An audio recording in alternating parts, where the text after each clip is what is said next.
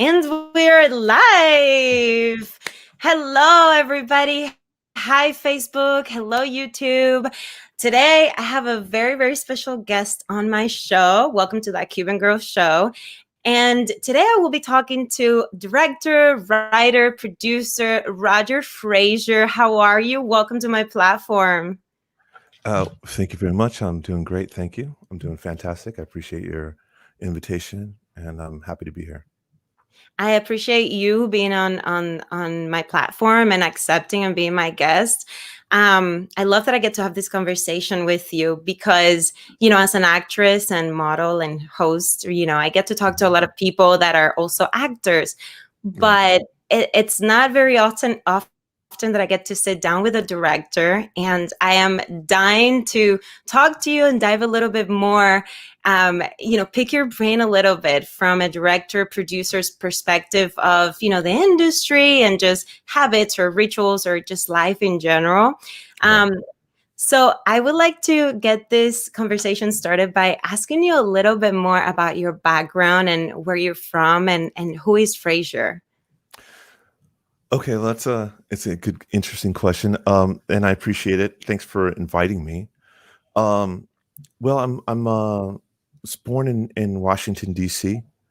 Dad was a high-ranking military officer, which is actually quite rare for black officers to be high ranking at that time. And so we got a lot of really cool assignments. So I lived kind of all over the world. We lived in Korea, we lived in Japan, we lived in Germany, and throughout the Orient, all throughout the United States. And so, grew up, but at the end of the day, I'm a Valley kid. I grew up in the Valley. After he retired, and I don't want to tell you what decade because that'll date me, but it's a long time ago, folks. Trust me. So let's put it this way: bell bottoms were still a big thing at that time, and so, yeah. So then, I grew up in the Valley, so I'm an LA guy. I'm an LA person. Whenever I want to identify who I am, I always say I'm from Los Angeles, and it's a very Southern California. People are very special. I'm in San Diego now, and also in Baja. So about in the around 2000, I moved to Mexico and kind of started this film career thing that I was trying to figure out what I wanted to do, and I was a writer first, and then I went from writer to kind of being a producer. And the first films that we wanted to do were in Mexico, Baja, Mexico. And what's weird about it is that, like India, which is the Bollywood thing, and there's a version of that in Mexico. And you may notice it from the crazy, like really low budget type of Mexican soap operas. Everybody's all dramatic and it's kind of cheap looking, but there's a whole filmmaking system down there. And we thought, the thing is, they could do it for incredibly inexpensive in comparison to what you could do it for in the United States. And so we thought, what if we, took the same system and maybe put some American actors in it with an American story, and use that system. And so we did that a while back. And so we started a kind of like a Baja filming program. And since then we've done, I think we're on film 26 now, 27. So we've done quite a bit of work down here. So that's the trajectory to where, at least from the standpoint of filmmaking and producing, directing is a little bit different journey, writing's a little bit different journey, but that's kind of where we find ourselves now, 2021. Yeah, and I love that you're already touching on different subjects that I wanted to talk to you about, because you have been in the entertainment industry for a long time, and we won't say since when. It's not But even that long compared to a lot of people. Yeah, it's true. no, but it's a compliment because you have worked for a long time, and I did notice in your film trajectory that you love working in Mexico. You have a Yeah, lot of films in Tijuana, in Mexico, and that was one of my questions. Why Mexico? And you already answered a little bit of that. But yeah. do you feel like there's a different energy with working in Mexico besides the budget thing, right? Than working in the States, something that makes it very special? Yeah, it does. Mexico has a texture to it. We've all seen the interesting movies, Man on Fire, Traffic, Sicario.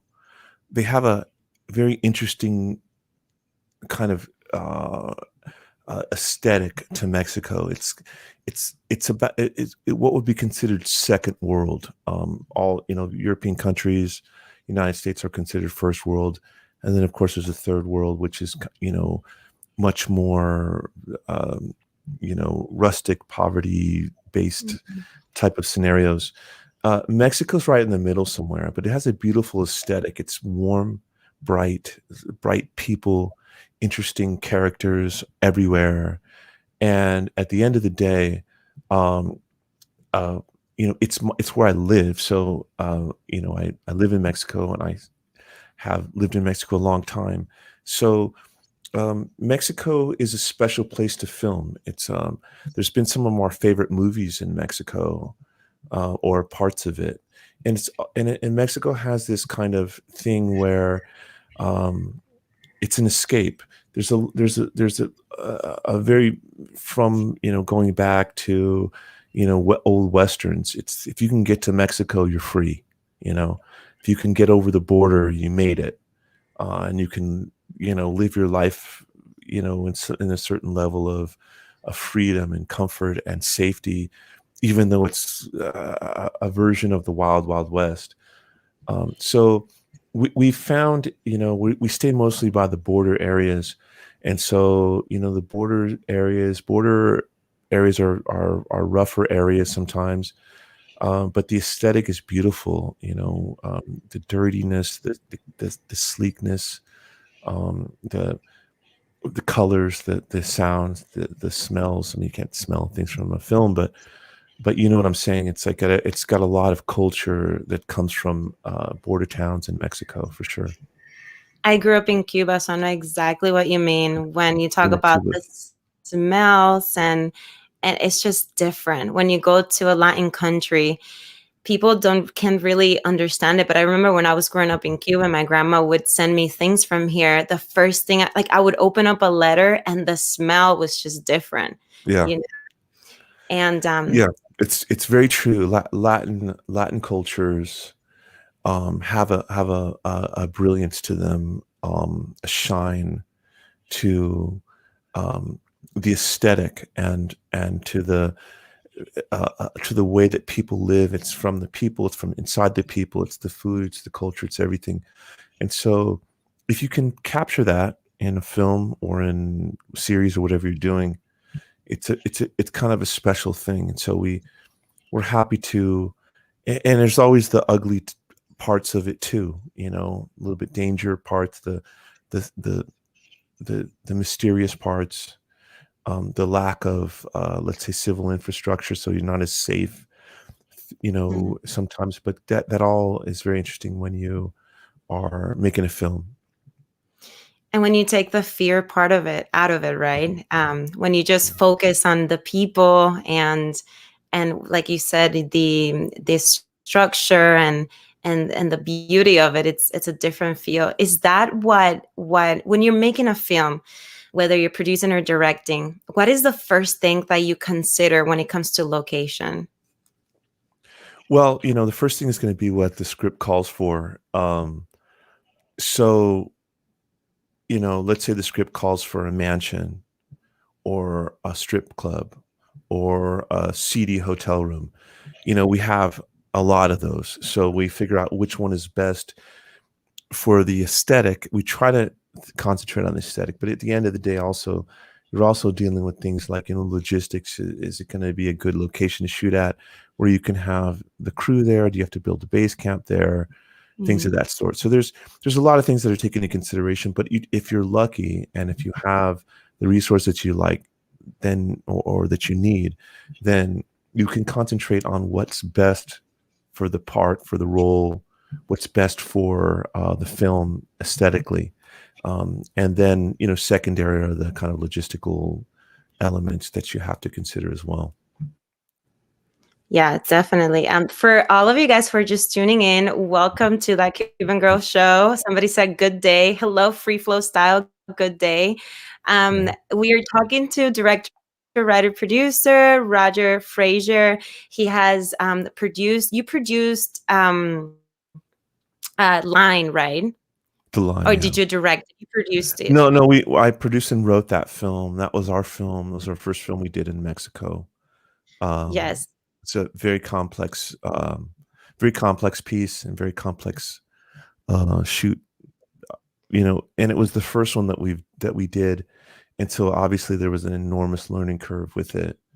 A lot of mistakes made, a lot of great surprises that we never would have known we could have done, but it was a great experience. I love the ending to that movie, by the way. Thanks. I was not expecting Twist, that. twists. Yeah. I Yeah. was not expecting that.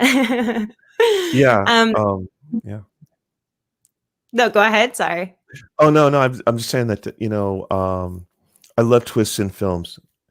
Um, one of the great films of all time, because of its twist, is The Usual Suspects.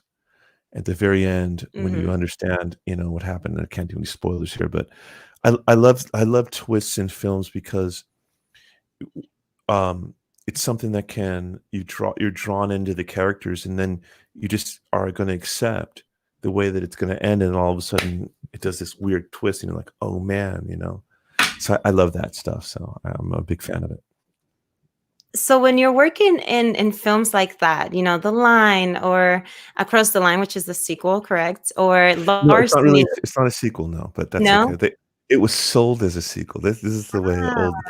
the old sales agencies do it. If you like that film, here's the second version of it. It's not. It's a completely separate story, though. I mean, it's got some similar elements, though. So what is your with all the films that you've been a part of, right? I'm not gonna ask you what's your favorite, but what has been the one where for whatever reason you have learned the most? Okay, well, that's a very good question.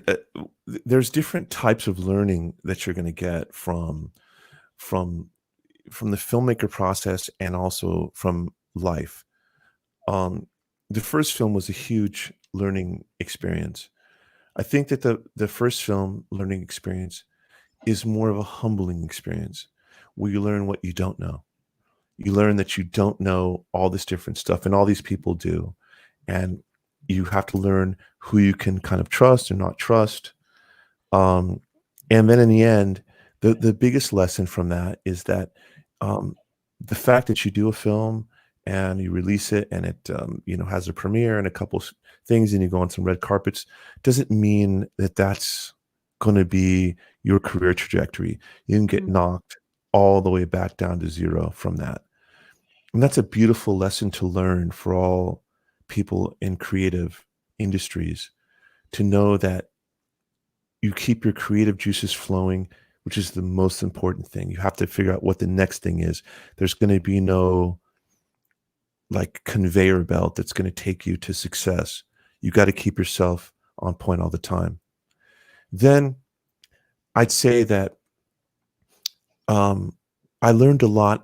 I directed a film in India right before the um, lockdown, 2020.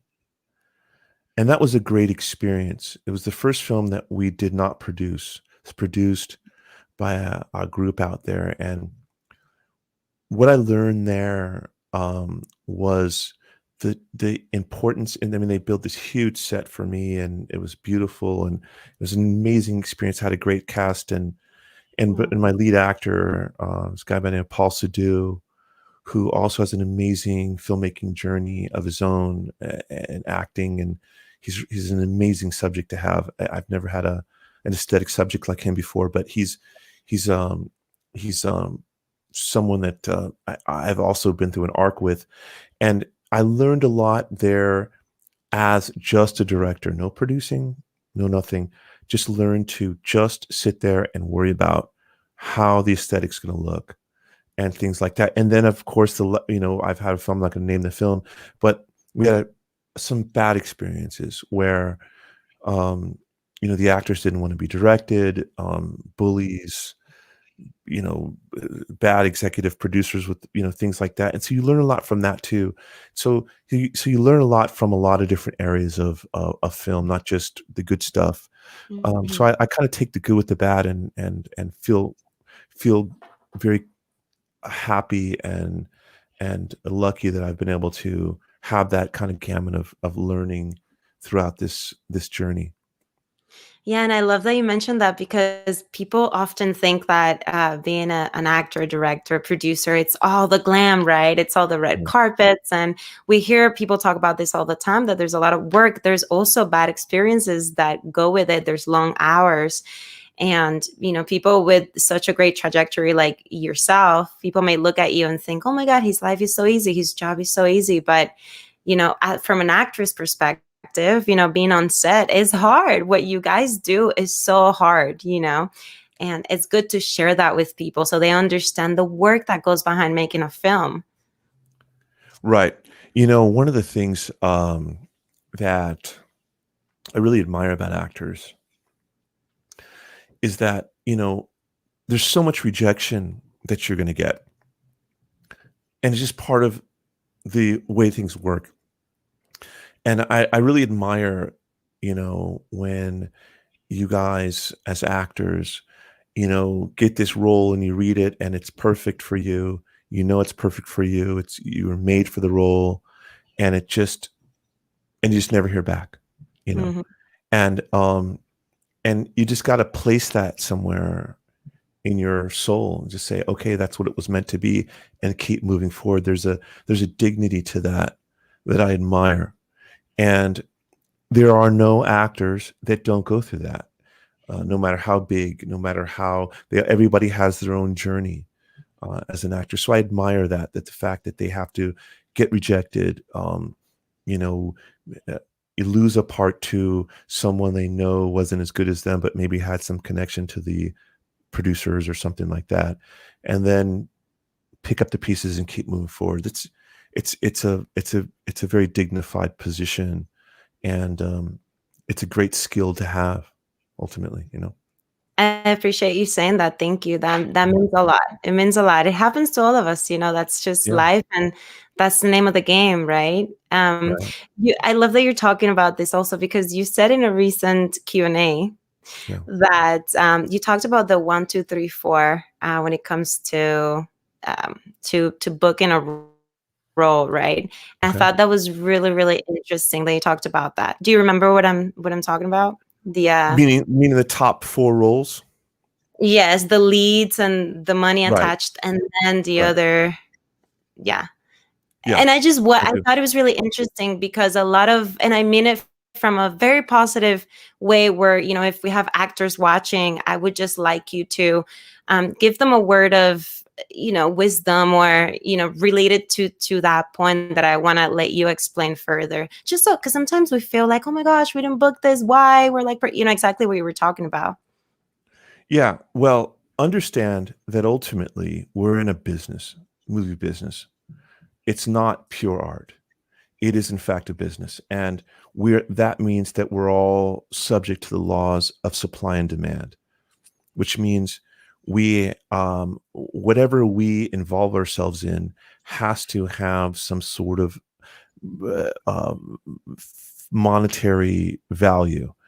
And the way it works is that you want to hire people that you just want and that are right, but then at the same time you have to be able to collateralize the investor's investment through familiarity. We know that actor, that's Tom Cruise, that's whoever, and so that raises the value of the film. So but the key is, if I was to give advice to an actor, the key is you're never going to start off being your face and image will never be able to be collateralized by money when you start. But the point is if you understand that that's what you're trying to get to, you build yourself up the ladder. That means you may take a secondary, third role, fourth role, but you're in the scene with an actor that's known. And then you say, okay, I seen that. And then somebody says, I seen that guy. And that creates a credibility. And I've seen that guy. I've seen that girl. Oh, that's right. That was the girl that was on that one show. Mm-hmm. And then they become familiar. And then you start to build yourself in that way. You think in terms of, unfortunately, we have to, it has a business element that has to be able to be monetized. And so get yourself and position yourself with that in mind, in mind of the concept of supply and demand. There may be things you have to do where you're not going to get the best deal that you want, that you're not going to get the money that you think that maybe you deserve for that part, or whatever the case is. Lord knows we've done many things where we should have been paid more or should have had a bigger stake in the project. But we have to look at it like, what is the overall trajectory? Where am I trying to go with this thing? And when you realize that where you're trying to go is a very, very complex and difficult place, then what you need to do is, or what I advise, or my humble advice would be to keep eyes on the prize, get near the bigger actors, get in the supporting roles, and move your way up that ladder so that people can say, yeah, I've seen that person, and then you become valuable inside an ensemble. And then once you do that, then you become valuable on your own. And that's when you're on your own stardom journey. And so that can happen a lot. You know, there's people that have rarely started film. Morgan Freeman is one. You know, they're always supporting, but look at what they add to the film, the way they class the film up, the way they create beautiful ensembles, cast ensembles. So, you know, there's more than one way to skin the cat. And so it's something to think about, and to never get discouraged that maybe you don't get the best deal, or that maybe you wanted this role, but you got this second role. You know, get yourself on camera as much as possible, do great work, and that will be, that's never a bad thing. Do the best that you can, right? Every day, wake up and be the best version of yourself you can, and that's it. And then I feel like being that way, all these things will eventually happen for you, one way or the other, you know. The universe provides. It just does. It does it in the strange way. You know, water finds its level. The universe will provide, and so you keep yourself, and you manage the small things. Take care of your health. Keep yourself happy. Watch your mental health, and be a good person, and be kind, and things will happen for you. And practice your craft. When it's time to be, when you get that opportunity, you need to be ready. You know, be ready to take advantage of that opportunity when it's ready. When you're going to work with that big director that you've been looking at since you were a kid, be ready, be prepared and trained, and with the right attitude, and that'll really take big steps towards where you want to be. Is this something that you learned when you were a little kid? Because you mentioned your dad being a general in the army, in the military. Is this something that was instilled? Sorry, my English sometimes instilled. No, está bien. No te preocupes. ¿Hablas español? Sí, hablo español. What? Yo no Claro, sabía. vivo en México, tengo 20 años en México. Sí. Wow. Okay, that means so I don't want to, but yeah. So go ahead, ask your question. I don't want to sidetrack. No, I'm really speechless. I love that. I would have not expected that you spoke Spanish. That's awesome. He said that he's been in Mexico for 20 years. That's amazing. Perfectamente español. So, is this something that was instilled in you when you were little, looking at the bright side, or is this something that you've learned along the way with directing and in the entertainment industry? Or how do I guess my question with that is, how do you stay so positive, and you have an amazing personality and vibe about you, so how do you stay like that? Well, if I was to say, dad died in 93, so I was pretty young. I was in my 20s. And uh, I learned a lot of things from him, leadership wise. One is is that the more calm you can stay and the more calm you are internally, the more people will respond to you in a positive way. And what I try to do is make sure that you try to stay positive and calm and focused. You know, let's say we're filming and the lights going down and everybody's kind of gets in this panic mode because, okay, we got to get this shot off before it lights too much. But at the last minute, as everybody's scrambling around, if you just say, you know what, relax, it's okay. Just take your time, get it right. Hmm. People respond to that, and they respond to your levels of calm and the way that you are able to translate your vision to you know to them and what they need to do. And so I learned a lot from my dad in that way, to just from the leadership standpoint, to be able to just kind of keep yourself in a centered place. And I've told this to directors that I've produced, sometimes first time directors that have a lot of problem with and they get all freaked out. I say, listen, if you lose it, everybody's going to lose it. Keep it Hmm. together, and people will follow your lead. And if you don't get it today, you'll get it tomorrow. Don't worry about it. Don't don't allow yourself to um, go into deep dark places of uncertainty. And so I try to live just generally my life in that way.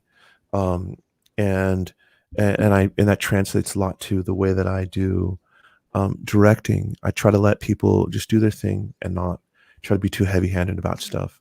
And you know, in the way you talk to people is important too. Is if you can just talk to them in a way that makes them feel comfortable and makes them feel understood, then that's a positive thing. 100%, and it takes a lot of pressure off the actors too, I think so. Yeah, it does. because sets can get pretty intense and pretty crazy real quick. It does. It does. And actors tend to need, not to stereotype, but they tend to need a certain amount of um, of positive reinforcement. And with me, most of all, they just need to be able to feel as though that they can fail and be okay and get back up and do it again, and that they're part of the process, that they're not just talking heads of my vision, that they can take their own interpretation of it, which is usually better than my interpretation of it, and and create their character, that this is their dream, this is what they want to do with their lives. And so I'm very open about making sure that they feel like they're part of the process, so that they don't have that pressure of just trying to satisfy what I want. It's more about a true collaboration, um, mainly in what they can bring to it. I let them bring what they're going to bring to it, and I just try to capture it properly. Um, eye angles and closeness, and proximity, the geography of the scene. Let them work with, let them do what they are trained to do. So I learned to trust that a lot. My dad taught me that as well. That's amazing. It sounds like you learned a lot of really important lessons from your dad. I think so. Yeah. What, in your opinion, what is the secret sauce to a great film? Well, that um, understand a couple things. We're in a world now where There's so much content. When I was growing up, if I don't stop aging myself with this stuff, this is okay. When I was growing up, there was like 4 or 5 channels. Now there's hundreds. Mhm. That means there's a lot of content. And the thing about content um, is that there can be a glut of content, and there's too much, and there's just a bunch of crap out there, and people that really shouldn't be doing movies are doing movies, and there's a lot of people that get stuck, caught in the glut.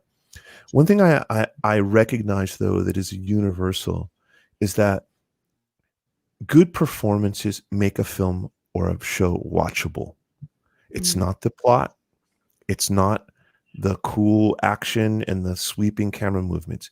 It's performances, which is why it's so important with actors that you can have a kind of a simple film, blah blah blah, simple plot, but if the performances are stellar, it's watchable, and you realize that that the secret sauce is to allow the actors to really feel comfortable within their own space, create within their own space, allow them to um, be in the moment, and you get the best performances that way.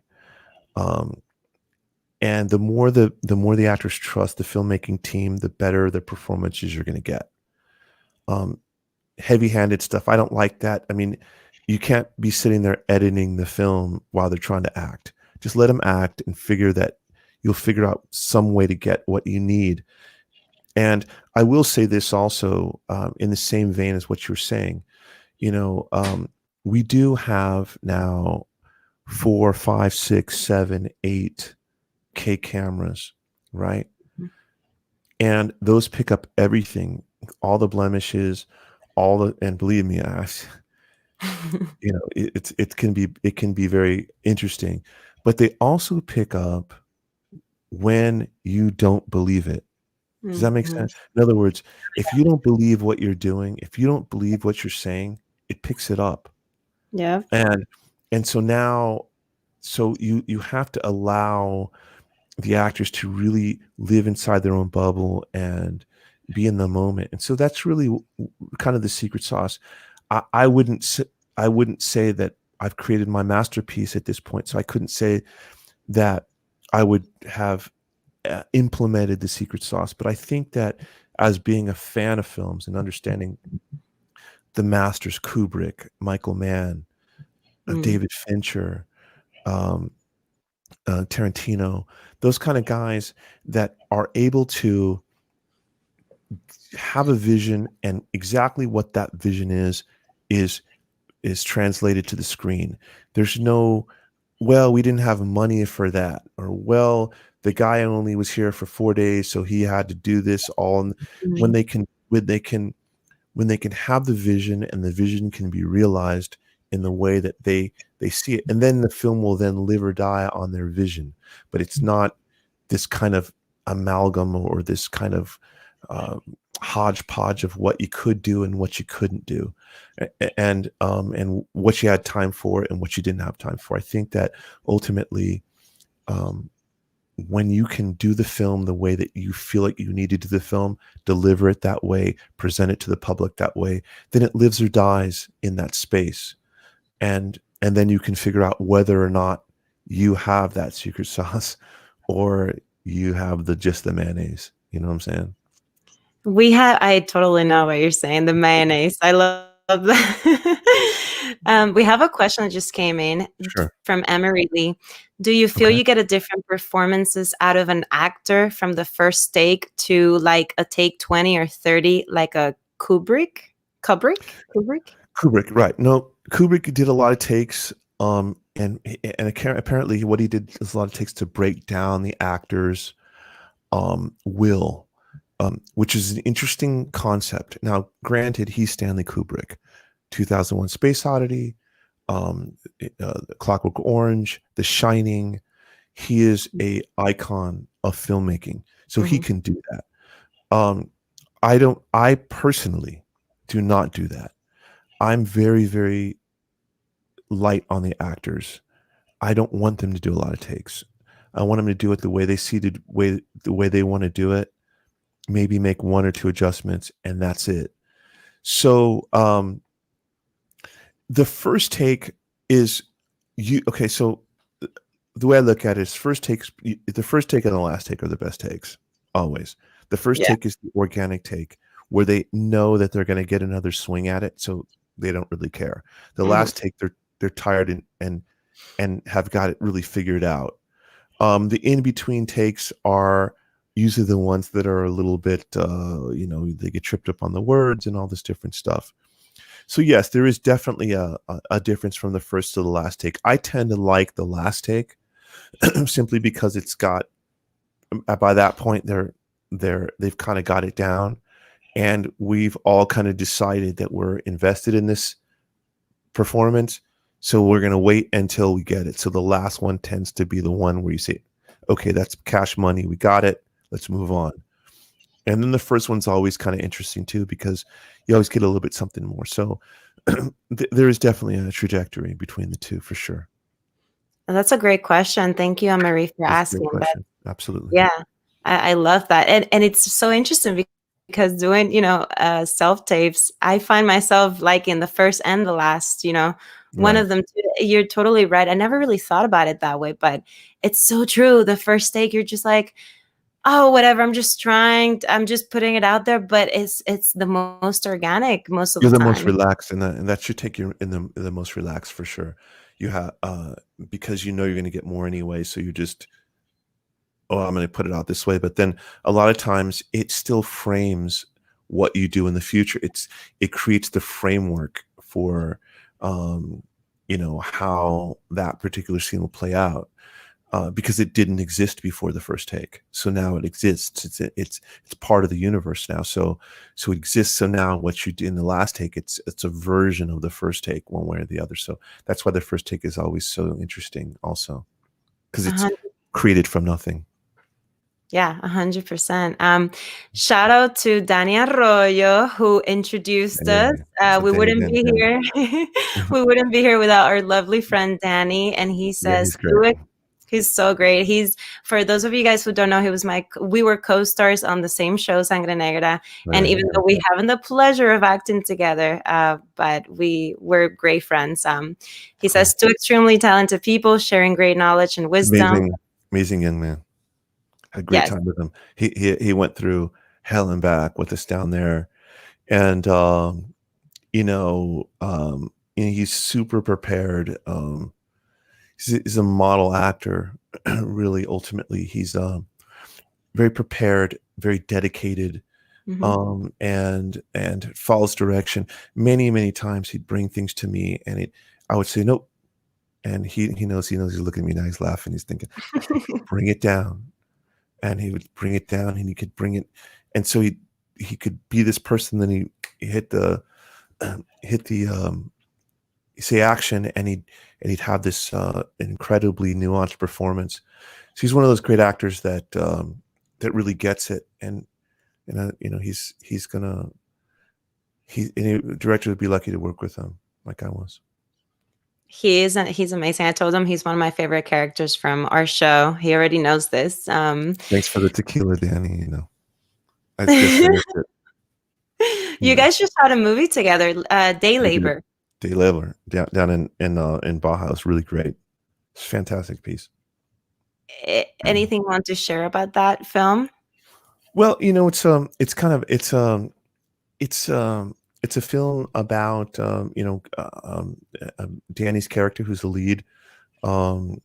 It's just working as a day laborer. Kind of people you'd go pick up at Home Depot, just to make him ends meet between jobs. He's a veteran, and you got these kind of almost cult of people that have picking them up and basically drugging them and putting them in a hunting ground and hunt them for sport. And it's incredible. And so they realize, well, wait a minute, this is not. They're doing it with immigrants because at the end of the day, about 4,000 immigrants disappear a year, and nobody knows what happens to them. So they kind of use that dynamic of, well, these people are a very vulnerable population, so we're going to just do this kind of hunt sport, blood sport hunting of these people, and they picked the wrong guys, and they picked some American guys and that were vets, and they got what was coming to them. So it's a really, really cool piece, very timely for our modern things that we're going through now, and it's incredibly well acted and put together. It's a very interesting piece. The We just story finished sounds it. Yeah, we just finished it in December. Wait, yeah, December. right, but it's not out yet, correct? Oh no, we're still Oh, editing it right now. okay. I was trying to look for it, and I was like, "Where is it?" And Oh no, we just finished it. We're still in the edit. I'm on the edit right now. awesome. So, but it looks I, great. I love that. That I cannot wait to watch it. There's a little bit of a pattern going on in your career. Hashtag action movies. Yes. Why action? Well, that comes down to, again, the laws of supply and demand. If I'm completely honest with you, I'd love to do a movie with no action, thrillers, dramas. But when you take films into the market, understand this. And this is for folks that want to get their film done. I'm sure you may be listening or have or wanting to do that. There are universal concepts if you're selling things internationally: fear or monsters, sex, and action. And those things are universal. So when somebody takes your product, they can take it into the market and sell it and say, look, I got these cool action scenes everywhere. This guy's running around shooting everybody up. People understand that. In Uzbekistan, they'll understand. They may not understand, the complexities of internet dating in 2021 Los Angeles, but they may not understand that, but they understand some guy walking into a place and shooting it up, and the bad guy wears black and the good guys wear white or whatever. So at the end of the day, the films that we do have a lot of action based. Plus, when you're doing films in Mexico, there's always this kind of, danger that people are going into. Films like Man on Fire, films like Sicario, films like Traffic, other films where people are kind of going to this kind of very, very close but dangerous underworld of gangsters and narcos and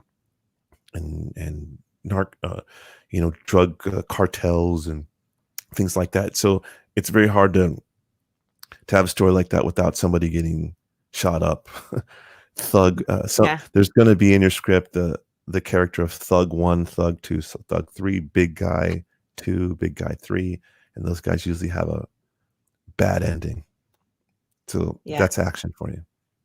Yeah, I love that. I never actually thought about it the way that you think about it, but it's true. It's action. It's a drama. It's a universal language. Action. I shouldn't say drama, but action is everybody understands that. Yeah. When you understand somebody walking a dude that's walking in and punching a guy in the face and walking out, people understand that's a universal thing. And so when you're dealing with films that are kind of for international markets, for streaming platforms, you want to make them as universal as possible and create tension within the action. And I try to make sure that the action is always motivated by something. It's not just a guy walks down the street and like in the old Hong Kong movies, 4 guys surround him and he's got to beat him up. It's always got to be some reason that happens. And so, there's a kind of a delicate balance, because as far as distributors, money people, there's never enough action. But as far as I'm concerned, I'd like to have it in a balanced way, kind of like a Bourne movie. It has a lot of action, but you'll understand why Jason Bourne is doing the action. It's always motivated. It's never just he just walks down the street and some guy wants to beat him up, so he beats him up. It doesn't work that way. Well, there's a story behind it, right? That's the beauty of storytelling. When you do it correctly, you can have it in any genre. You're correct. And action and tension can make their way through any film. And the key is to always, in my opinion, always to keep the tension high, whether it's a horror tension, whether it's a thriller tension, whether it's an action tension, or a dramatic tension, where a guy's going to get caught, or a comedic tension for that matter. A guy's going to get caught cheating, and his wife's sitting outside the door, and whatever the case is, the key is to keep the tension high. And so I try to keep that, and keep that in mind throughout the entire filmmaking process, from the writing all the way to the editing. We have another question. They're asking, Ameri's asking again, how can certain shots and angles amplify moments in a scene to create a certain feel? Okay, so just say it one more time if you can, just so I want to answer it properly. How can certain shots and angle amplify moments in a scene to create a certain feel? Yeah, okay. The composition of the shots is incredibly important. You can have a scene where you are shooting one guy shooting another guy. The question is, where is the camera going to be? Are you just going to be wide and have a two shot with that, seeing everything, and the guy shoots him and the guy falls down? Or are you going to concentrate on the shooter, push into him, concentrate on his decision-making process, what that means to him, and then fire and the guy dies? Are you going to concentrate on the victim, the fear, the contemplation, the resolve? All of this stuff matters when you're composing the shot. And so, yes, the answer is where you place the cameras and what you concentrate on in the edit absolutely makes a huge difference as to where the focus of the audience is. So there's a lot of scenes where people concentrate on the shooter, for example. So they'll concentrate on whatever the shooter's going through. Do they hesitate, or do they go up and just blam? Those are two very, very different narratives. And so the hesitation and the contemplation means a lot within the story narrative. And if you flip that back around with the person that's getting shot, are they tired of running? And now it's time to I'm tired of running, I'll take whatever I get. Or is this a time of reflection? So it's always good to kind of get a little bit of all of it. And I think it's important from the director's standpoint to give the actors the chance to have that range of emotions on each side as you do the coverage. So you don't just have it sitting in some big wide two shot, a guy points a gun and the other guy falls down and then you move on. No, you want to get in there and understand the meaning of the scene and of the shot and what it means. And that's how it's able to keep the tension and direct the tension. Where are we directing it? Who's most important in this scene? The shooter, the victim, or the scenario itself? Are they in some crazy place where it's got a bunch of people around, or whatever the case is? So I guess that's the best way to answer it. Is that you try to get as much as you can, and then in the edit you can make a decision on where you want to focus. You want to focus the scene and focus the narrative. Amazing. I love that. That makes sense. It totally makes sense. Yeah, it's I love talking to you from a director's perspective. I think that's so interesting because you guys just think completely differently. I can speak for myself, but I didn't really grow up thinking in storytelling terms or angle terms. Yeah, and and it's we talk about angles because the person, the viewer, asked about angles. For example, low angle, high to low, it gives power to either character. I don't love those angles. I tend to like slow push-ins, where the My DP and I have short. We have couple DPs, but one DP I have, we call what's called our American Beauty push-in. So the American Beauty push-in is the film American Beauty, which is one of the best films ever made. Mhm.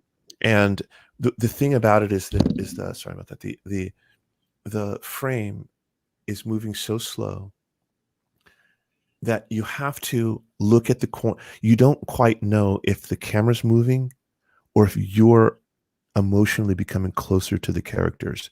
You have to look at the side of the screen. Am I Mhm. becoming closer to them? Is it me that's moving towards them, or is it the camera?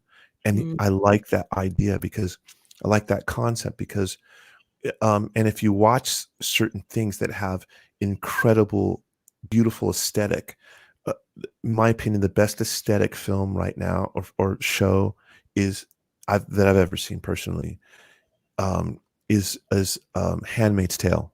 It's Mm. absolutely aesthetically amazing. Everything's center framed, Wow. dramatically framed. All the film movements are completely still, but they use that concept too, where sometimes they'll sit on a subject and they'll slowly move the camera in, and you just don't know, am I moving in, or is the Mhm. camera moving in? And that's where you want the audience to be, is that engulfed in and have it all around them in that way. So that answers the camera angle questions, they're moving, slow, fast, whipping movements, low to highs, high to low, stuff like that. But at the end of the day, it's going to always be about all action and all drama is personal. And so, at the end of the day, you want to understand what it means to the characters. Yeah, we're getting a few questions Cool. here. Are you up for them? I'm down. I'm totally down. I'm okay with everything. So David de Rosario is asking favorite director, favorite scene in a film, and why? All right. That's a good question. Okay, favorite director is Terrence Malick. Very easy. Thin Red Line, Bab, Thin Red Line, um, Tree of Life. Um, okay, but the reason I like Terrence Malick is because his aesthetic is absolutely breathtaking all the time. Um, it's just it's. It, I mean, he doesn't have the most commercially viable movies. I also love Michael Mann. That's Dragon Tattoo. I'm sorry, Mm. Michael Mann. Sorry, David Fincher. Sorry. It's okay. Dragon Tattoo, you can't say things like that. And Stanley Kubrick as well, for his stillness and calm. Um, I'd say the favorite scene I've ever had is one of is the Brando scene in Apocalypse Now, when Mm. Colonel Kurtz is there with Martin Sheen's character, and it's almost all black and it's almost all dark, and they have this kind of completely useless conversation about the fact that he's there to assassinate him, and that he understands that, respects it, is going to be okay with it, but he just wants him to sit there for a bit. It's absolute brilliance. And it's few words, very little light, very little Mm. camera movement, but it's the quintessential cinema of there's very few scenes in the world that are like that. Um, I also tend to like the beginning of the film Inglorious Bastards, which was a Mm. Tarantino film. Mhm. The very beginning scene when the German officer walks in and sitting with the French guy at his table, and he just goes over this silliness about this and that, when he knows the whole time the family's hiding below the floorboards, and he just really wants to know where. And Mm. it's just a brilliant piece and a brilliant kind of like vignette. And one thing that's great about Tarantino is he's okay with the vignettes. That story has very, very little to do with the entire story, which is this kind of larger story about Hitler and killing Hitler. But this little vignette, no music, no, just sitting on the characters and letting them perform this brilliance. Um, so that's one of them too. So I could probably go through a lot of them, but you know, those among many more. But those are the ones that come to mind offhand. Well, that's a great scene because we were talking about this earlier. It creates that tension, right? Right, That, oh my God, factor the second that you start this movie. right, right. And no, I agree. It's a great scene. So I want to take it back to you a little bit more, Sure. because I know that you're very used to people, talking to you about the industry and directing and all these things. But what what makes you happy? What moves you so you can create, whether it's from a spiritual place or from whatever it is. What makes Frazier you? Um, you know, it's like it's funny because we're we're constantly tested in life, and we're going through a global test now, with the pandemic, and I learned a lot with it. We learned a lot about what's important to you, who's important to you, Mhm. and and I think I learned a lot of lessons during this time when there wasn't that much work. When you had the work, it was super weird with the masks and the tests and the temperature taking and the distancing and all this different stuff. And I think you learn that we're on this kind of cosmic plane that is we're very insignificant in relation to the arc of time and even the arc of humanity. And if you can do something and good things in your life and create something that helps people or inspires people or create something that is permanent, which is film. Films are permanent part Mhm. of the world. It's ones and zeros digital. They're never going to degrade. They'll be around forever, part of the record of our society and of our species. It's quite an honor to be able to do that. And you learn that in the ups and downs in the film business, this is a strange business. Now everybody that knows this business, including you, knows what I'm talking about. There's weird people, not so great people. Mhm. Um, there's a lot of bad things that happen to you, or potentially bad, or there's a lot of negativity sometimes if you let it affect you that way. A lot of rejection. There's a lot of uh, false positives, false friendships, Mhm. things like that. So if you can keep yourself in a good emotional space, a good spiritual space, you can keep yourself in a good creative space and learn to appreciate every minute that you're given and the opportunities that you're given, and and try to do everything you can to help anybody that you can help if possible. um, then it's kind of a life worth living. I try not to think too much about things like money or what that means. The being a filmmaker and or an actor for that matter is much bigger than money. That's a byproduct of it. And maybe 3, 4, 5 times a year you go on some a big red carpet and it makes it look all great. But the rest of the time you're just living with yourself, Mhm. and you don't change from that much because you're getting a bunch of gifts from gifting suites and red carpets.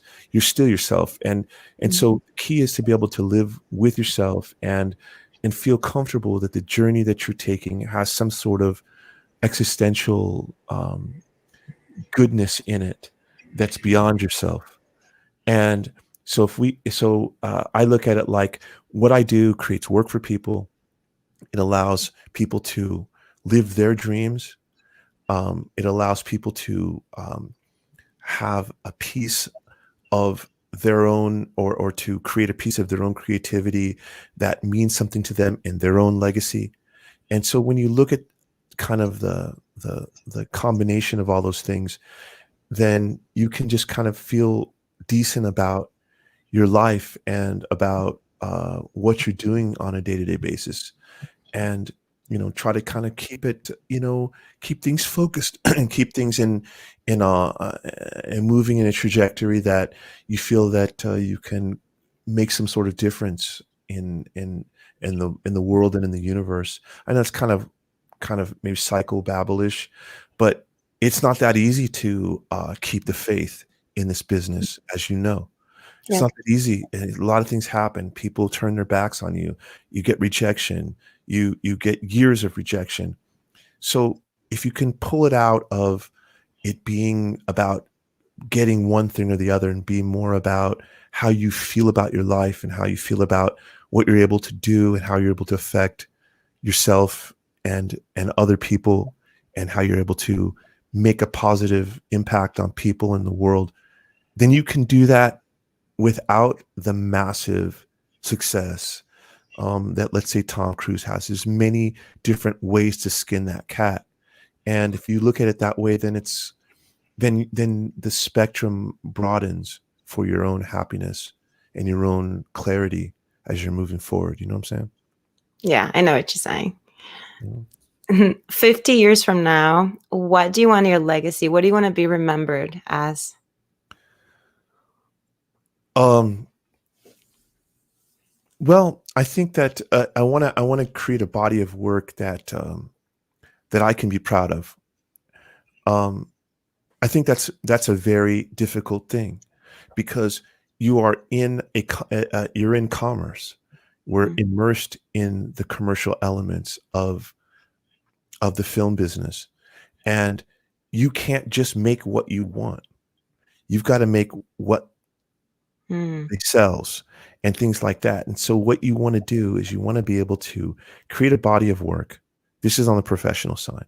Create a body of work that is reflective of what you wanted to say about relationships, about race relations, about justice, about whatever it is, something that remains a permanent part of the record, that says something that you want to say in the way that you wanted to say it, and you wanted, and to have the aesthetic and the narrative that you wanted, and not have to have compromised that so thoroughly so that it's just becomes all commerce. You want to be able to hit that balance between art and commerce. It's an intersection of art and commerce, and so you want to be able to make that into something that I can feel proud of. So that's what I'd like. And then on a personal basis, you just want to be able to say that you were um, that you did no harm, or did as little harm as possible, and that you helped people, and that you weren't overwhelmed by the complexities of your life, and that you were able to somehow have some sort of control over it in a way that could be focused and pointed in a positive direction for you and for the people around you. And and and then they sit at your grave and say, I remember that they were a good person and kind person, and helped me. I learned from them, and now they're in the part of the positive memories of my life. That's I amazing. think. Yeah, no, that was amazing. Thank you for that. Sure. I do have to ask you one more question about we touched on early on this conversation about your masterpiece. So Yeah. with you saying to me right now what you're saying, if commerce or money or if any of those politics, right, in the business, if that was thrown out the window, what would be that masterpiece that Roger Frazier would love to make, and like your dream film? Well, that film is going to be about relationships for sure. Um, I have a couple in my mind that are would be too complicated to explain now, but it's always um, about how people can learn to grow and learn and have a character arc in their lives that kind of mirror what we all want our own character arcs to be. Mhm. We want to all become better people. We want to become more generous. We want to become more skilled. Um, and I always think in terms of um, kind of the heroes that aren't supposed to be heroes, people that just kind of fall into goodness because it's just where they need to go and they see what they need to do and they fall into that. And I've always felt stories like that were compelling, you know, that somebody doesn't necessarily want to be a hero or save people, but they do anyway. Mhm. And I think that I have stories like that where people go through their own personal journeys, but somehow abandon whatever their needs are and find the greater good and find that somehow they can uh, be a part of something larger than themselves, and that in and of itself, even if it takes sacrificing themselves, Mhm. um, allows them to be a part of something bigger than themselves. And I think that, without going into some long explanation, I have films like that where, it starts off with someone on their own and doing their own thing. And then it turns out that they just end up helping somebody. They don't want to, but they do. And, and at the end, they don't get much for it other than to know that I did something good in my life. And so I think that that parallels all of our lives to a certain Mhm. extent. I think we want to believe that we're doing a version of that in our lives always. That is beautiful. That's beautifully said. Do you have any advice for actors who want to direct or young upcoming directors? What would you say to them? Well, there's a big difference between upcoming directors that want to direct and actors that want to direct. I think Okay. if I was going to say young upcoming directors, one of the things that you will learn to do is you have to learn to keep yourself in a calm space. Directing will drive you insane if you're not in that space, because it's the pressure is more pressure than most people are used to dealing with. It's like an early version of PTSD. You just not your body's not used to it. So what you learn to do is lean on the people that you around you.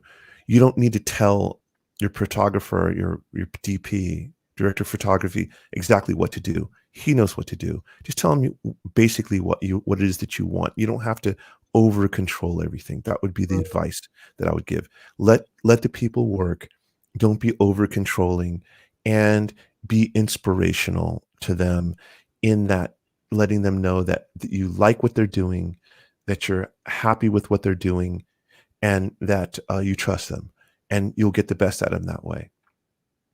If you say an actor that wants to direct a film, um, you know, I would say lean a lot on your AD and your DPs a lot, um, because you want to get yourself in the acting role and everything else, and so you want to make sure that you're not directing while you're acting, because you can see it in the eyes. Again, I say that we're having these high res cameras. They pick it up. If you're distracted, they're going to pick it up. So in order to be in the moment, just trust your crew, and when you get your crew right, trust them, and realize that you don't need to be heavy handed in the directing. Just go ahead and be your acting. Where you make the film is in post. And I'll say this as another thing to both the new director and actor director. This is the truth. Making a movie on set is like shopping in a store. It's like What? shopping in Trader Joe's. It's like shopping in Whole Foods. You're getting the ingredients. Mm. You make the movie. You cook the movie in post. Okay. What you're doing is gathering things. You got to get the meat. You got to get the spices. You have to get the vegetables. That's what you're getting during filming. Okay. Never, you don't need to make the film as you're filming it. It's cooked up in post where you do this angle, that angle, go out to the wide, show geography here, concentrate on this character there, go to the close up here. That's all done in post. So remember that what you're doing while you're shooting is gathering things. Now, shooting film has kind of a swag to it. You know, you're on set, there's the trailers and all this stuff, and the camera's moving around, and the AD comes in with the headset and says, we need you now, and all this stuff. It feels a certain way, but never lose that understanding that you're just shopping now. You're just shopping. The film will be cooked in edit. It's cooked in post. All the details in post. So don't worry about it. Just get the stuff. You're not making the movie there on set. Get a couple different angles, get a couple different types of performances from your actors, and you'll be able to cook it up fine when you get the film into post. I love that. This is amazing. That's a great way to put it. Yeah, Thank you. The chat is blowing up a little. Okay. So they're saying, yes, my favorite, milk, please. Well said. I would watch that project and be like water. So yeah, people are loving what you're saying. Words of wisdom. Thank you. Before we go, two things, because I know we're a little bit over an hour and I want to respect your It's time. not. I could be here talking to you for hours. I'm sure you get that all the time. Oh yeah, well, no, not really. I don't do too many. I like to do these. It's fun. Yeah, I like Yeah, to. well, thank you for taking this one because I'm having a great time. Sure. You're so calming also and great to talk to. Thank you.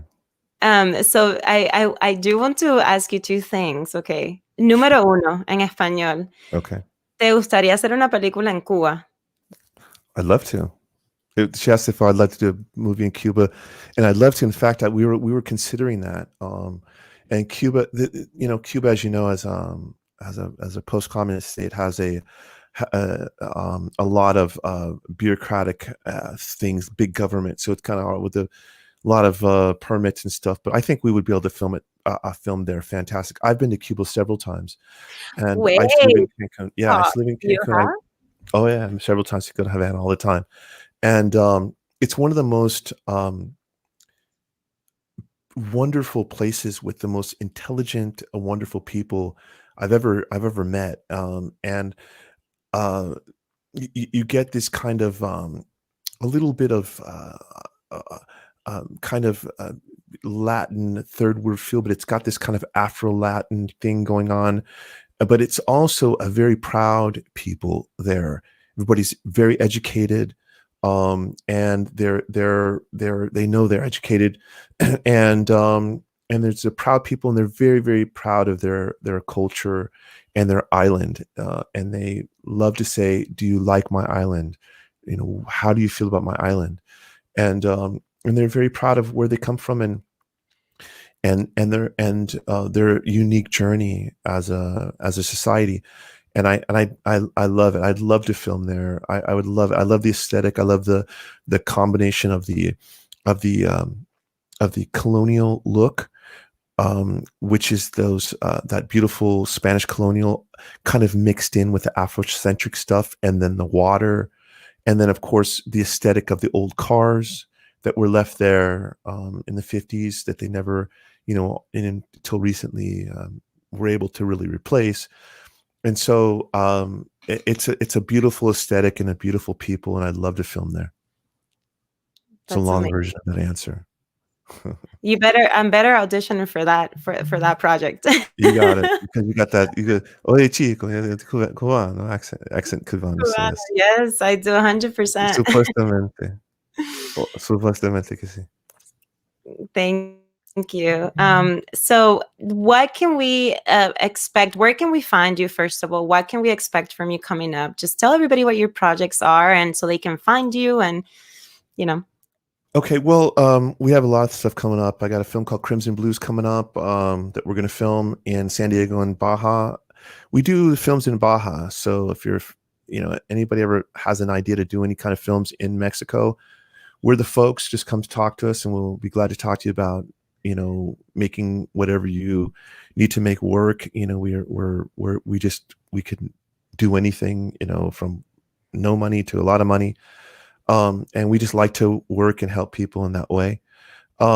We've got a film called Crimson Blues coming up. We've got the Day Labor film coming out. I've got another film coming out called Repeater that was filmed in Baja with the wonderful Paul Sadu starring, and along with another film called Hustle Down with Paul Sadu and Tom Sizemore and other people.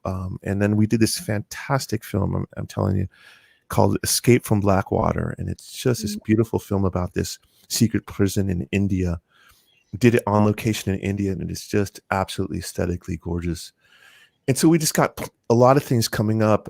My Instagram is Ellis Frazier at Ellis Frazier, or RELLIS FRAZIER. And it's a lot of stuff, personal stuff, and my music playing, which I do too for fun. I'm in a band and an acoustic artist. Ride motorcycles, things like that. Motorcycle club, Mexican Riders Motorcycle Club, full patch member. You're all Mexican. Yeah. That's a Tijuana club. And so, yeah, just doing a lot of things, keeping myself busy. And we always have stuff we're doing. We've produced 27 films in Mexico in the past 10 years or so. So we keep busy all the time. And, we're always trying to look to new directions, but at the same time, we're careful about what projects we take on at this point. So we make sure that they're the right project. So, and like you said, and, rightfully so, in the way that you had asked it eloquently, is that, we're all moving towards a better version of ourselves creatively. And so, we get out of this, everybody wants to kind of break out of the lower budget stuff and get into the higher budget stuff. And it's always not about money. It's about time. It's about how much time you have to compose and how much time you have to contemplate and work with your actors to get that, and your filmmaking team to get exactly what it is you want. So, we're moving in that direction, and hopefully the universe will come along with us on that. Amazing. So Danny says, as an actor planning to direct, thank you, Frazier, for such sound advice. Love the talk about your energy beliefs. The same with me. #respect. What's up, Danny? He knows. Yeah, we had a lot of nice talks. Danny's a very well-rounded individual, and we're lucky to have had him on the project. And he knows. He's been to Mexico. It's a lot of fun there. It's a lot of fun to film there, and he'll direct. He'll be fine to direct. He's got a good eye, and he's got a nice temperament, and so he'll be fine. Butterfly Spirit. Hi, Sicily. Arriba, Cuba. Latino. Yes, I just want to acknowledge everybody who has kindly given us their time to engage and talk. Thank you so much, everybody who's been here. And tell everybody, what is your production company's name? Very important. We're Bad House Studios Mexico. Bad House Studios. We do not have a website, actually. You can look at, maybe you can send a link to my reel in the description. Maybe you can get an idea of some of the films that we do and the kind of the aesthetic that we have in Mexico. But like I said, Ellis Frazier is my Instagram tag, and I think it's Ellis FRAZ for Facebook, and that's about it. Amazing. Yeah, we have it right here. Your name is spelled out on here, so it's easy for people to look you up. Okay, cool. Like I said, I could be sitting here for hours talking to you. I want to say I'm very grateful for your time. Sure. It definitely shows how humble you are. And I truly appreciate your time. I truly appreciate you sitting here and having this conversation with me and supporting me on my channel without even knowing me. And that means a lot. Well, best of luck. I really like it, and anytime, just let me know. And you know, you need to come on set and check stuff out. It's really cool. I like your channel, and I think I'm looking forward to seeing it grow. Thank you. I appreciate it so, so much. It means a lot. I love doing this. Hey, if you want to have me on set one day and I can do behind the scenes for the channel, I would love to do that. It sounds like great fun. And next time, you know, when all of this is over and I actually have my talk show, I have to have you back live. I'm ready, and I got the whole setup here with the blue background and everything. I love it. Thank you so, so much for this time once again. And thank you guys for being here. It means the world. This is actually the most engagement that I've had on my interviews. I just started this series of interviews and it's been great. I love this. Great. So very grateful. Thanks for everybody. Thank you. Well, we will see you guys soon. Guys, you need to stay tuned. Follow me on Instagram at Cicely Marin and the second Instagram at that.cubangirl. You can find everything related to my channel, the interviews, all my vlogs. And thank you again for tuning in, for your time. Thank you so much, Frazier. I really appreciate it. And I will see you guys next time. All right. Take care. Bye. Ciao. Bye. Bye. And